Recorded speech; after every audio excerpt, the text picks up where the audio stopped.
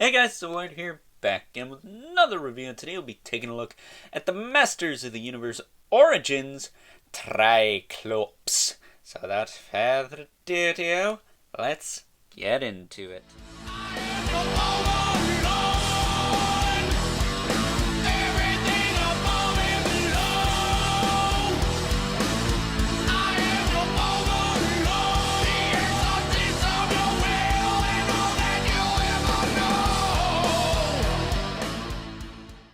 Alrighty guys, as I said before, today we are taking a look at the mighty Tri-Klops, who is in the running for Best MOTU Origins Figure of the Year. Not gonna lie, Merman's in deep shit. Not even water. Shit. Even Ninjor. I really like both of those, but this guy, he's basically me as a character. Because his eyes are jacked up, so he has special glasses, just like yours truly. But that's besides the point. This, of course, is brought to you by the fine folks over at Mattel. Comes with the mini comic. We already talked about this. I hope this is the right one. There's the back. Yeah, it is. That's Hordak up there. There you go. But taking a look-see at Mr. Tri-Klops here. Really cool looking figure, man. I really like the look of this guy. Comes with this long ass sword. Like, this is a long sword and a half. I believe this is also Fisto's sword, so take that as you will. He does have a sheath holder thing for it on the back, and I will say this is kind of weird. I always thought the holster on this guy for his sword was a little weird, because you really can't pull it out. What I mean by that is, even if he tried to use this arm here, it would still have to go across all the way. Like, his arms aren't long enough to pull this out. And the way they have it sitting off to the side like that, if this was, say, in the middle, tilted the other way, he would probably be able to reach it and pull it out. But as it stands, really can't do that. This would probably be the ideal way to store it, but of course the holder thing is all the way over here. So I'm not sure what's up with that. I just thought that was kind of interesting. I always thought Tri-Klops had a very odd placement for his sword holder. Because in all honesty, I think he'd have a hell of a time trying to draw his mighty sword, if anything. But looking at this guy, he looks freaking awesome. He's super pissed right now. So salty. Does not want to be here, but that's too bad. Better here than in a scalper's house, I always say. But he does have his visor, of course, so you can go from pissed off to super pissed with a mustache. Kind of like Mr. Bryan. And super kind of, I guess a little bit more mellowed out with this eye. The blue eye. But I think I prefer the red eye here. I think that's the best one. I do wish this locked, so these would be centered when you rotate them. And I will say mine is a little bit chewed up from when they took it out of the mold. There's a little bit of a kind of a chunk mold flash deal here, and then down here. But that's not that big a deal. But for those of you who like your figures to be, 100% perfect, maybe just take an extra look at it in the store, and you can maybe point that out. If you find it anyways. I'm okay with it because beggars can't be choosers with this damn line. The only exception to that rule is Domo Arigato still sitting over there. We're not talking about him. But articulation on this guy, it's the standard stuff. He's got the double ball peg in the head, so he can look up and down, and tilt side to side, and look left to right. He's got a hinge in the shoulder that goes out, back down, forward and back. Swivel at the elbow, hinge at the elbow. I will say this elbow was stuck on mine a little bit. I did have to heat it up. And when I did, it worked fine. So there you go. He's also got a swivel in the wrist as well as a hinge. He's got a swivel in the waist.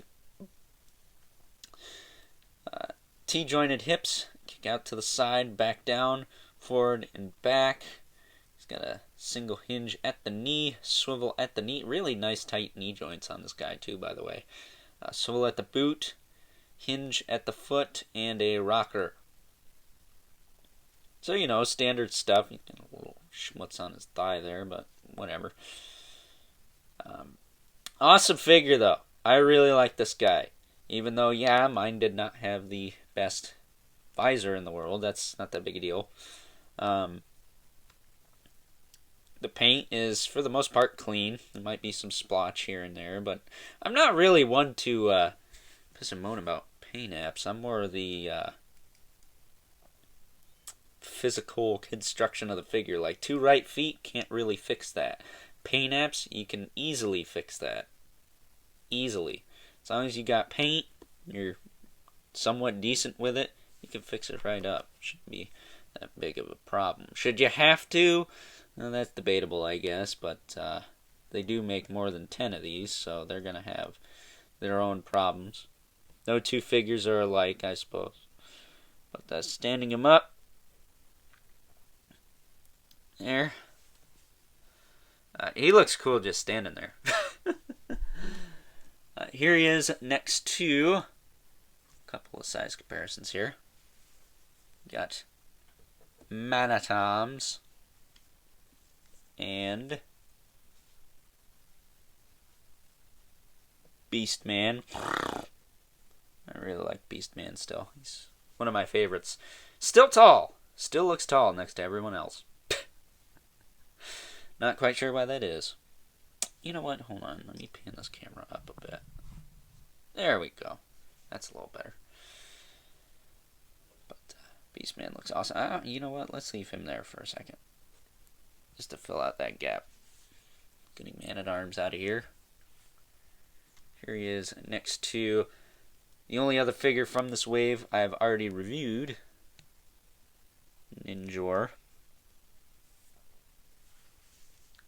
Awesome. I still think Ninjor might be, I don't know. I don't have Hordak yet either, so it's going to be like a tie between those 4. If they stuck Merman in this wave or Scareglow, one of those guys, this would have been the best wave, hands down.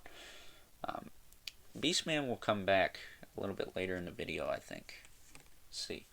We shall see. But next up, got our 2 regulars, the Mortal Kombat Spawn here. And the infamous Brother Mandibulus.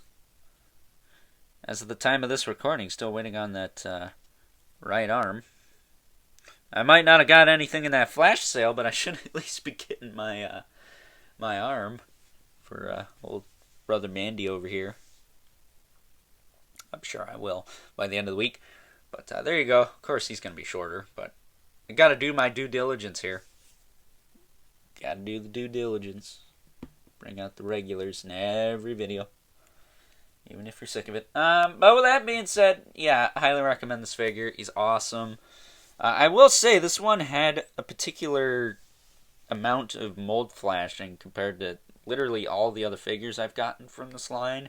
Haven't really had a lot of that going on, as far as I've noticed. Trapjaw had a little bit, but it wasn't a lot. Excuse me. But that's what happens when you reuse a mold X amount of times. You're going to get that, so that's whatever. Because he is essentially Man-at-Arms or He-Man repainted. I mean, right down to the hand on his left arm there. So, you know, they've made dozens and dozens and dozens of He-Man, so obviously this mold's going to have some wear and tear on it. But, you know, if you're particular about those things, just eyeball them on the shelf or, I don't know, piss and moan about it. I have no idea. You can't really look at multiples on the shelf because you can't find the damn things, but whatever. That's a whatever problem for me at this point. Marvel Legends are way worse. So with that being said, I highly recommend this figure. Again, it's Tri-Klops. You gotta have them to complete your core Evil Warriors team. And it's kind of funny, we completed the core Evil Warriors before we're even close to completing the good guys, in all fairness. Are we? Let me think. Let's see, we got He-Man, Man-at-Arms, Teela, Battle Cat, of course. We just got Stratos, who will be the next video. Ram Man, Mechaneck, Manny-Faces. Mechaneck is not out and not revealed, but Manny-Faces is kind of one of the main guys. So I guess we're closer than I thought we were. I just don't have Ram Man out of those. Roboto was never really a main guy. He was always kind of a side guy. Same with Clamp Champ. I guess Fisto, but he was more of a mainstay in the 2000X show. Either way, I'm going on a tangent again. So with that being said, I hope you guys enjoyed this review. Don't forget to like this video, hit that subscribe button, and the notification bell so you know whenever I upload more reviews like this one. As well as hit me up on Instagram at overlord.productions. That's dots in the period, not dot is in the word. For those of you who don't know your punctuation, for shame! And as always, don't forget to leave a comment in the comment section below. Let me know what you think of this guy, whether you have this guy, whether yours has a decent visor or is a little dinged up here and there. Personally, again, it doesn't bother me that much. I would prefer it to not be that way, but beggars can't be choosers. And as always, keep the comments civil because the world sucks enough as it is. But before we go, we need to end this video right. So I'm bringing Tri-Klops to the forefront here. We're gonna do the ultimate comparison because I don't know when I'm gonna get a chance to do something like this again. There is Skeletor on Panther. Then we gotta bring in Beast Man again.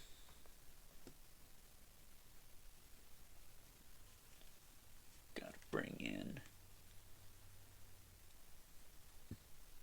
Merman. Good old Merman. Gotta bring in old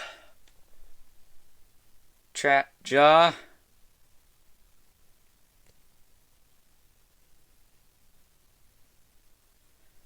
And last but not least,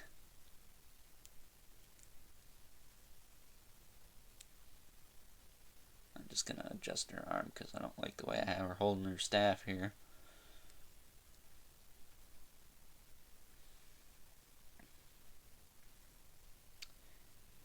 Evelyn.